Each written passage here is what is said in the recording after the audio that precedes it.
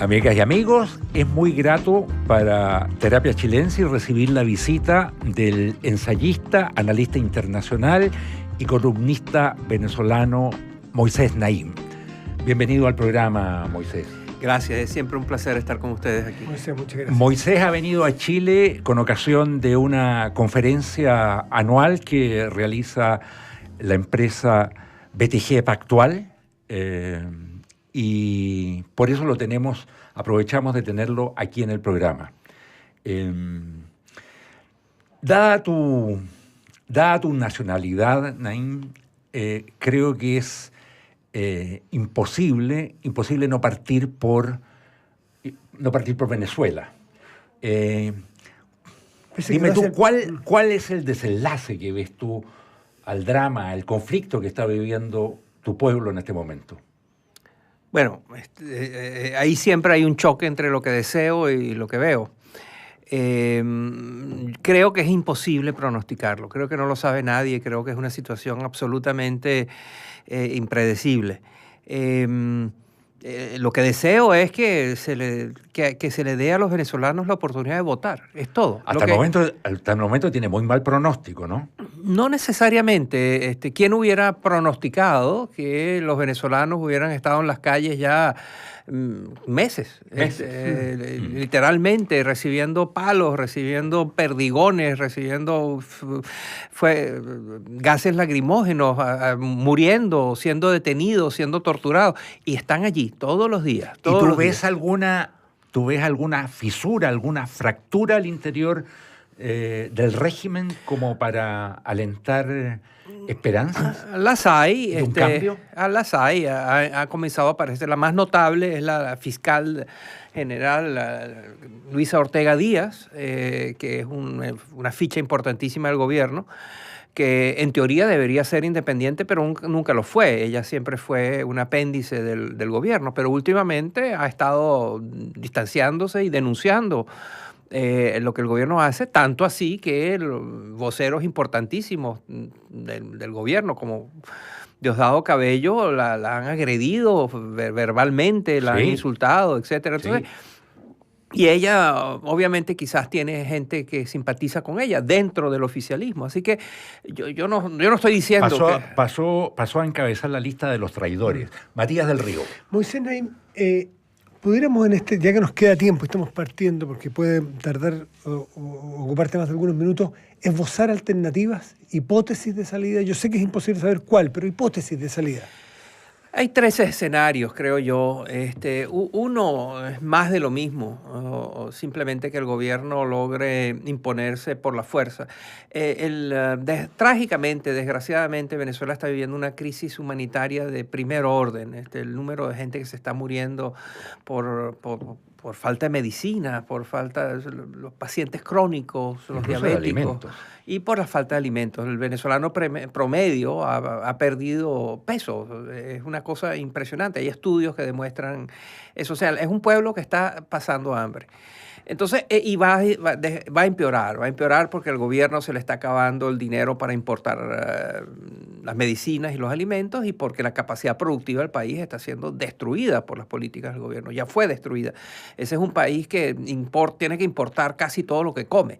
Y se le están acabando los dólares para importar lo que come. Entonces, el pronóstico es que se va a agudizar el desabastecimiento y el hambre, lo que va a empujar la gente a la calle, lo cual va a hacer que el gobierno, un escenario entonces es que el gobierno se quite la careta definitivamente y empiece a reprimir aún más brutalmente, más criminalmente. O sea, que se transforme en una dictadura ya a cara descubierta. Sí, pero peor que todavía. O sea, ya es una dictadura a cara descubierta. Aquí sería una dictadura criminal. Okay. Ese es un escenario. El otro escenario es que haya un cambio de caras, pero no un cambio de régimen. Es decir, que haya un intento de sacar a Maduro y sus más destacados colaboradores y poner a otros oficialistas que intenten venir con un discurso menos agresivo. Pero eso no mejoraría las cosas que llevan a la gente a la calle. Por supuesto. Lo que no hay allí son las reformas, los cambios que son necesarios para que la gente coma, para que la gente funcione, que van a ser muy duros. Muy duros.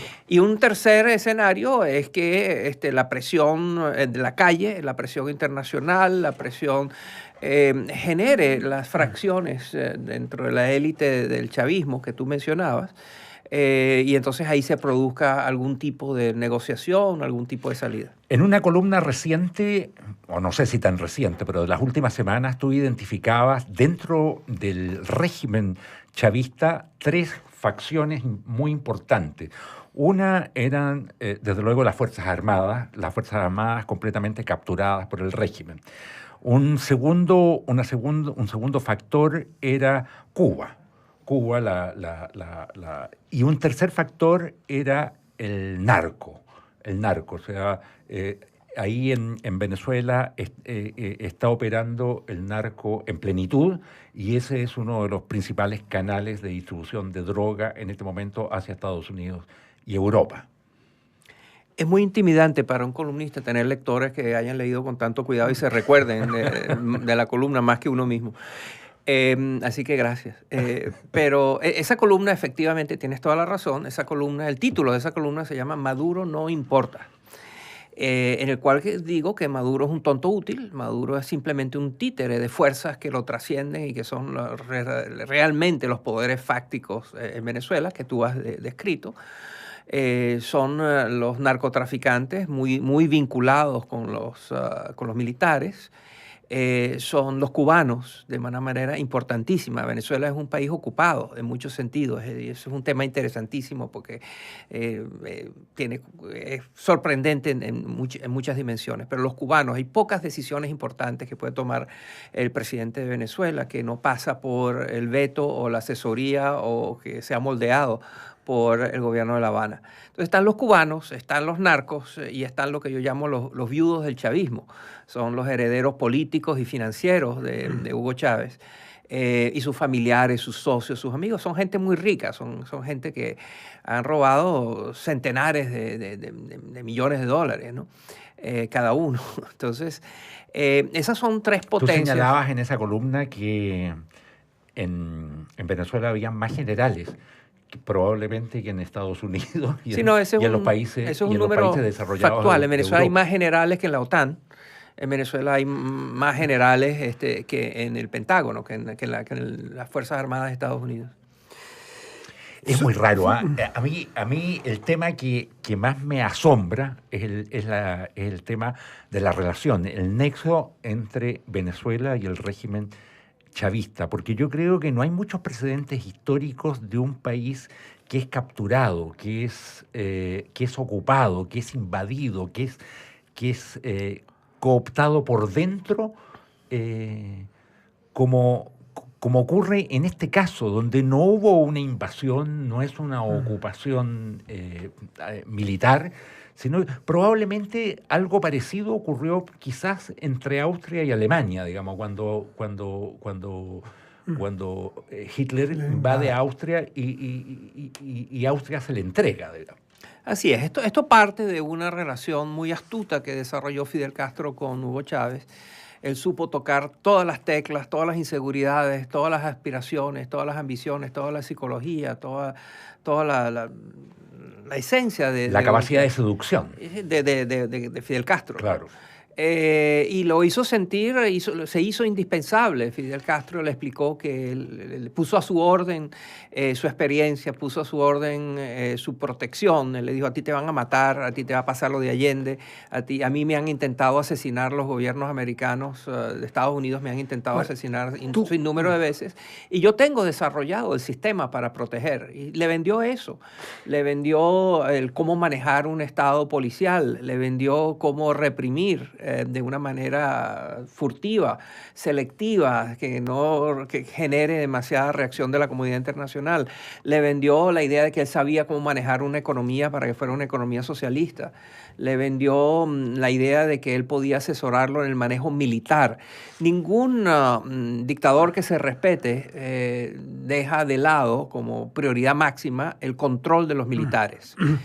Y eso lo sabe hacer Fidel Castro y ahora Raúl Castro. El régimen cubano tiene más de medio siglo sabiendo controlar. Sí, entonces tienen los recursos humanos, tienen la experiencia, tienen la historia y tienen la necesidad. Para Cuba es indispensable que en Venezuela haya un gobierno amigo que le permita, que le regale petróleo, le regale 100.000 barriles de petróleo todos los días, y que le permita todas las importaciones de comida, muchas de las grandes transacciones internacionales de importación de Venezuela pasan por empresas cubanas. Ahora, no sé si es un dicho solo chileno, o a lo mejor tú lo entiendes, Moisés, como latinoamericano, pero aquí decimos que se juntó el hambre con las ganas de comer, ¿sí? También es universal. Es universal. Sí. Y ahí pasó exactamente eso. Lo que tú estás narrando es un régimen de Cuba, de los Castro, que tenía el know-how para franquiciar su modelo, pero no tenía recursos.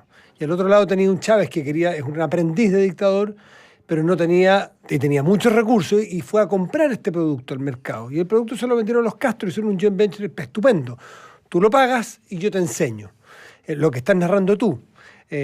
Porque los dólares aquí los petrodólares jugaron un papel fundamental en toda esta transacción que tú acabas de narrar. Otra pregunta que me gustaría que comentaras eso.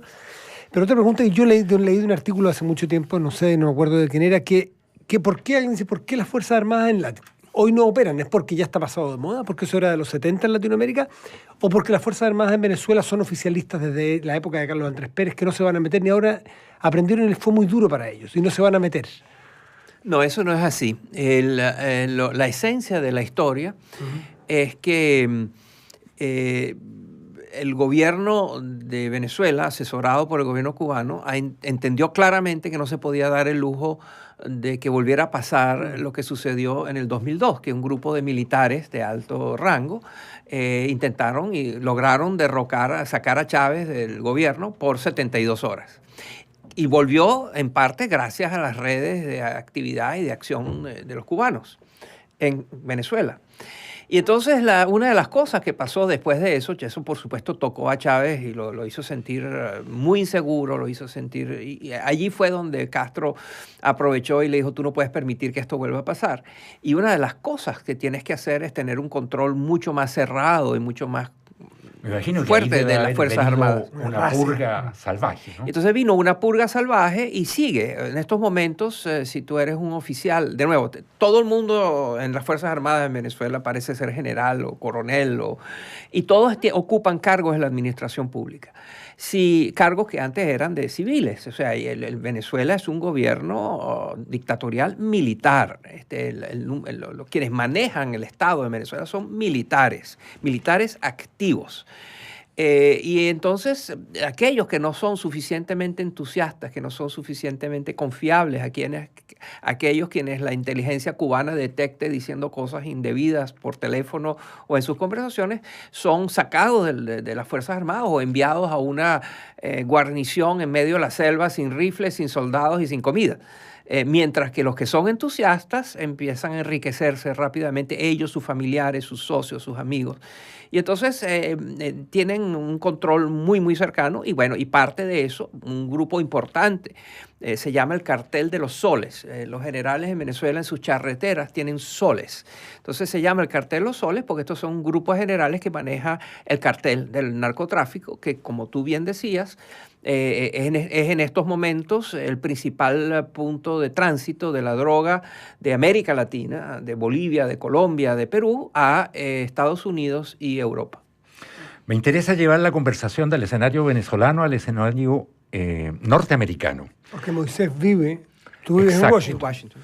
Sí. Él vive en Washington y quiero saber si desde Washington el gobierno de Trump se ve tan inestable, con tantos problemas que ha tenido para estabilizarse. Ya no digo superar los problemas que tiene, sino estabilizarse.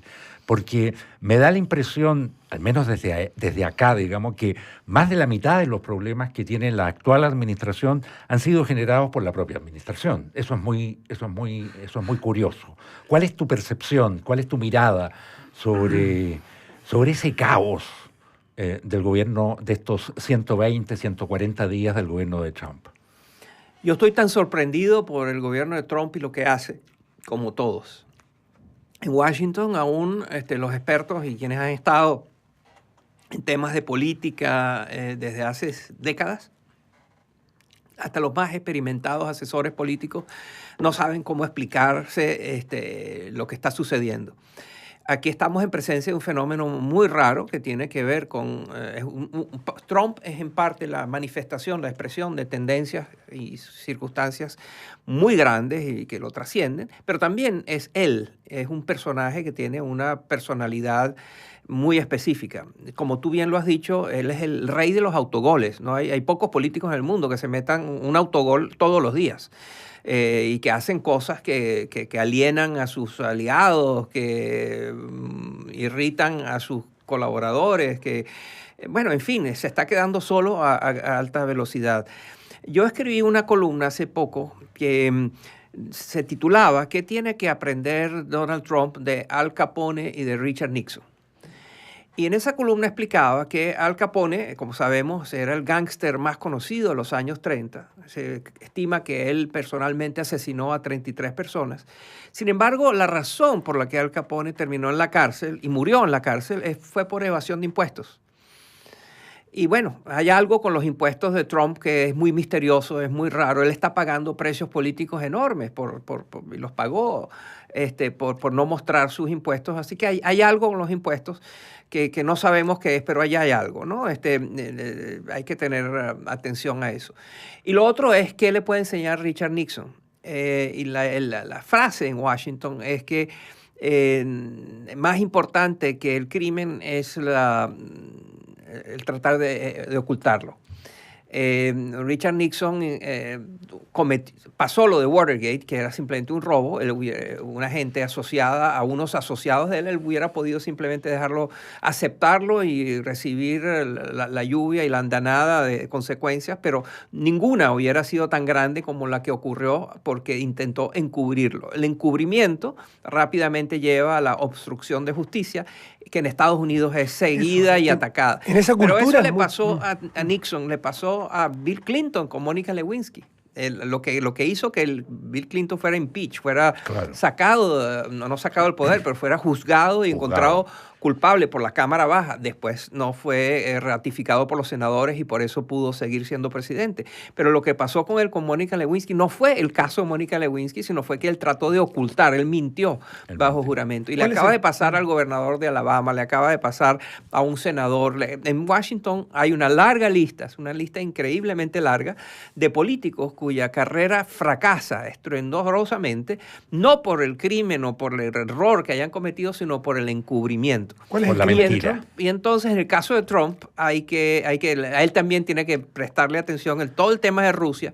De pronto no hubiera sido gran cosa que su yerno o alguno de sus colaboradores haya hablado con el embajador ruso. Aquí el problema fue que mintieron y que trataron de encubrirlo y están encubriéndolo. Entonces allí el mensaje de esa columna es, hay estos dos temas muy chiquitos que pueden tener consecuencias muy grandes. Ahora, a mí lo que me llama la atención es la desfachatez con que actúa. Porque tú acabas de mencionar el caso ruso. Detengámonos ahí un segundo porque parece ser ese el que desestabiliza la nave hasta el día de hoy.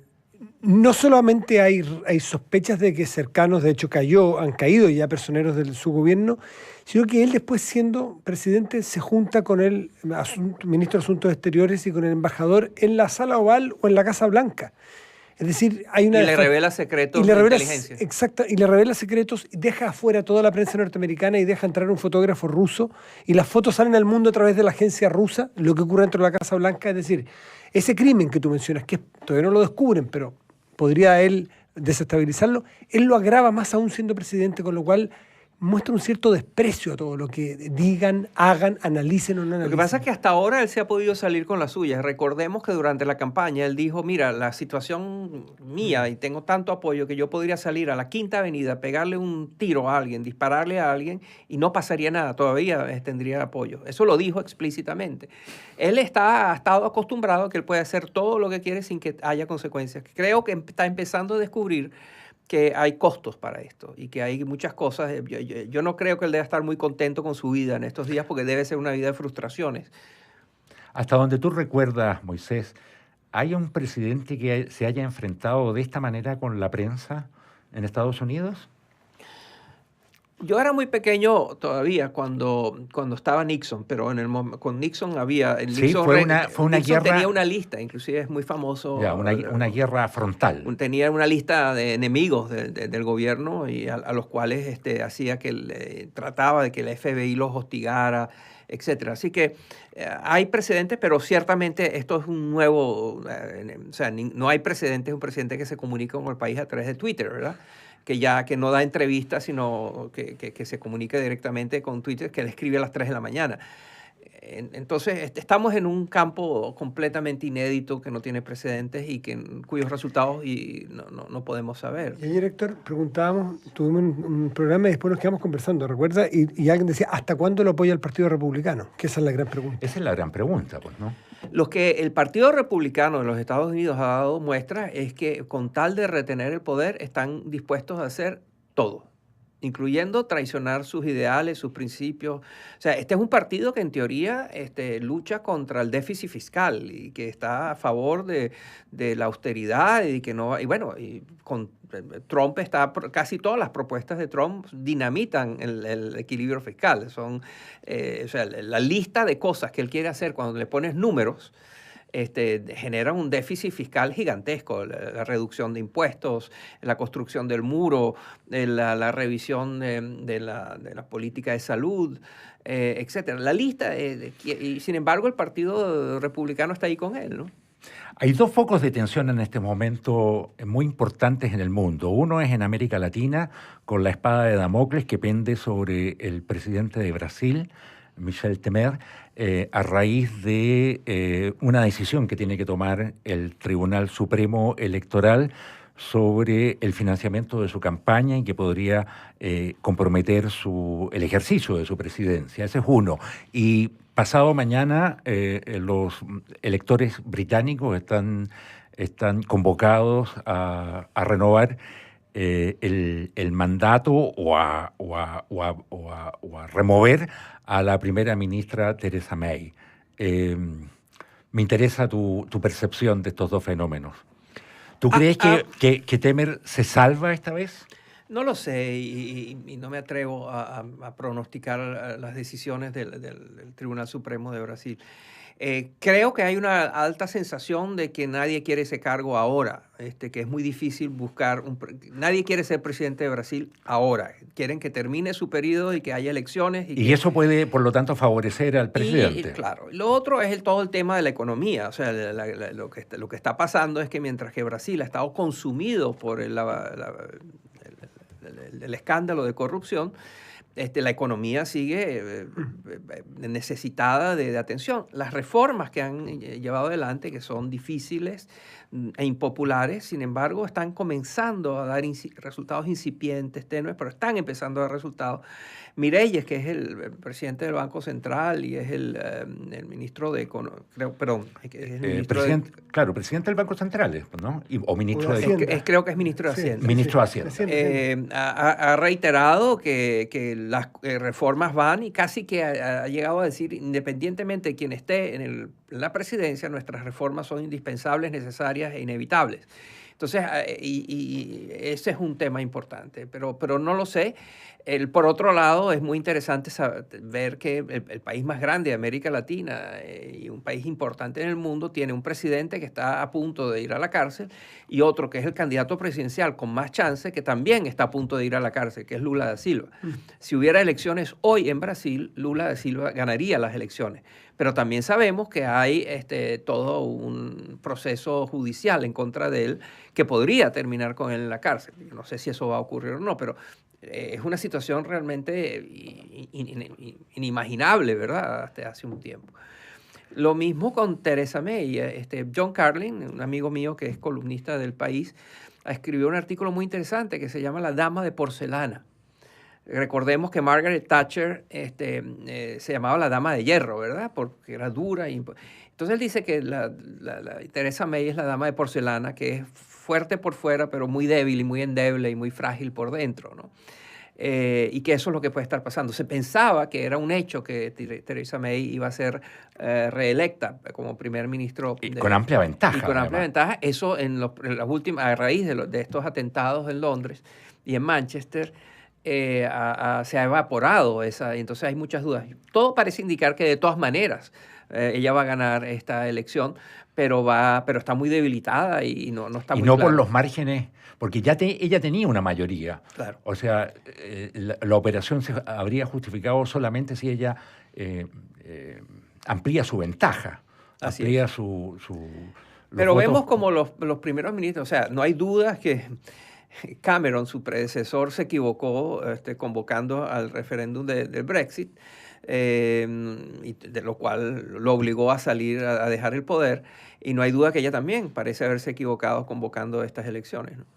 Ahora, es raro que el Partido Laborista, que en materia de seguridad, digamos, no es un partido de mano dura, digamos, tenga ahora mayores posibilidades en función de los ataques terroristas que han ocurrido en Londres.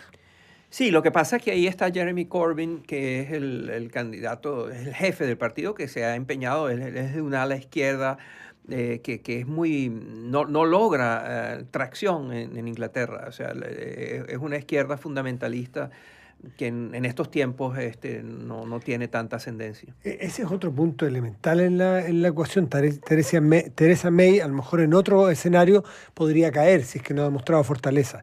Lo que pasa es que si cae ella, Corbyn es una alternativa que espanta a mucha gente. Espanta a mucha gente porque es chavista. A propósito del primer tema que conversábamos, se declara chavista. Entonces no calza mucho ni con la cultura británica ni con la tradición. Es sorprendente, solo déjeme darles, es sorprendente para un venezolano que ve lo que está pasando en Venezuela, ver que en Europa hay chavistas. Corbyn es chavista y hay otros en Inglaterra, pero también había un candidato en las elecciones francesas, un candidato de izquierda, cuya propuesta concreta era sacar a Francia de la Comunidad Europea y unirla al ALBA. El ALBA, como sabemos, es esta unión de Cuba con Venezuela, con otros países, islas de la unión de los perdedores, Nicaragua, etc. Que necesita miembros porque se le han ido desinflando. Así te imaginas a Francia miembro del ALBA, ¿no? Eso sería... No, increíble, delirante.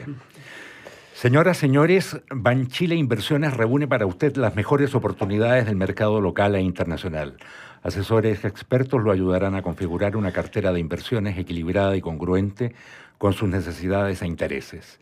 Si aún no es cliente, llame al teléfono 820-2820 o entre al sitio banchileinversiones.cl. Banchile Inversiones, solidez y respaldo. No se vaya de la sintonía de Duna porque a continuación viene información privilegiada al cierre y enseguida edición limitada de una folk con Cristian Araya. Tenemos que agradecer la participación de Moisés Naim en esta edición del programa. Muchas gracias, Moisés. Gracias a ustedes, es siempre un placer gracias, hablar Matías. con ustedes. Muchas gracias a ustedes, señoras, señores auditores, por su sintonía. Nos encontramos mañana miércoles aquí en Terapia Chilensis. Muy buenas noches.